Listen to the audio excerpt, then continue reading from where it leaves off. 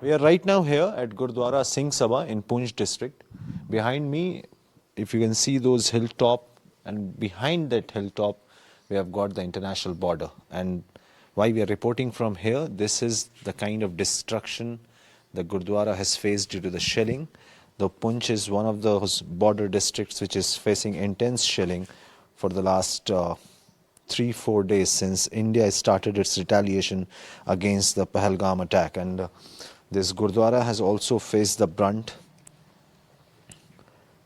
and this led to around 16 people who were killed. So right now the situation is tense, but the people here say that Pakistan's deliberate targeting of civilian installations, Gurdwara Sahib, a place of worship, is something which shows off its nefarious design to even create communal discord in the country.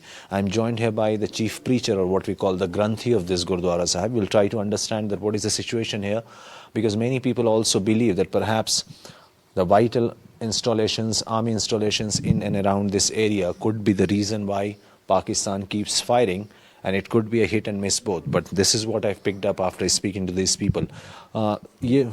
जी जी कोई बात नहीं, ये बताएं प्रधान जी कि क्या situation, आप भी आ जाएं तो जी। तो ये कब हुआ था ये, और कितने लोगों की जानें चली गई थी? ये 7 तारीख को सुबह 7:30 बजे 7 बजे हमारे गुरुद्वारे साहब में जो डेली रूटीन के मुताबिक जो कीर्तन की समाप्ति होती है, यहाँ पर लगभग 100 के करीब संगत थी। लेकिन 15 मिनट के बाद 7:30 बजे पाकिस्तान की तरफ से मोटर आके गिरता है, जिससे ये गुरुद्वारे साहब को बहुत बड़ा नुकसान हुआ है।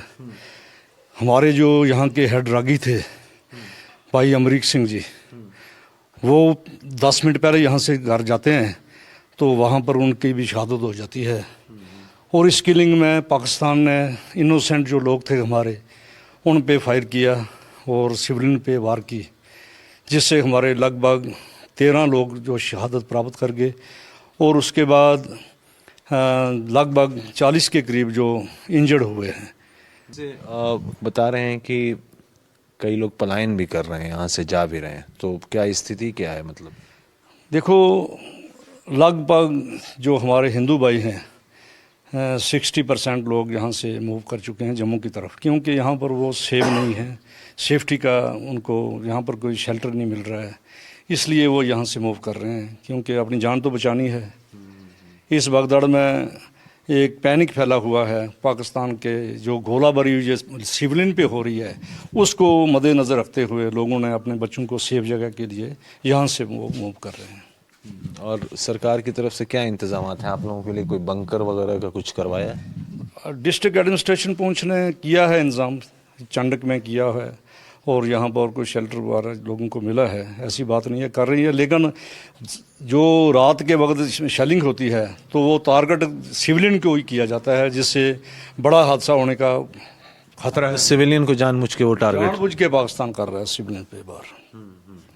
और गुरुद्वारे में कीर्तन वगैरह या अरदास चल रही है इस हादसे के बावजूद?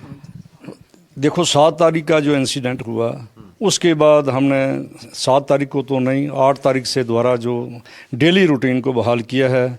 कीर्तन हो रहा है, गुरु ग्रंथ साहब जी का प्रकाश हुआ है और पाठ हो रहा है। वो हमारी जो रूटीन है, हम तो यहाँ पर स्टार्टिंग से रह रहे हैं, हम तो छोड़ेंगे नहीं अपने देश को, अपनी जगह को। तो जो हमारा रूटीन का वर्क है वो चल रहा है। ठीक है।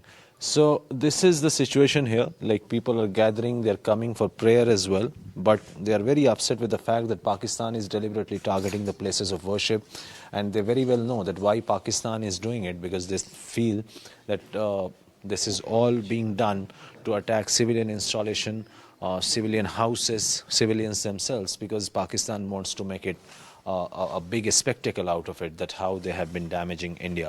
But amid all this, there is a sense of panic and grief as well. A lot of people have migrated from Poonch district.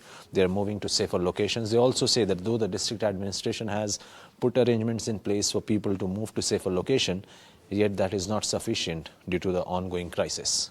With camera person Momin Sheikh from Poonch, Mohammad Ghazali, Pointy TV.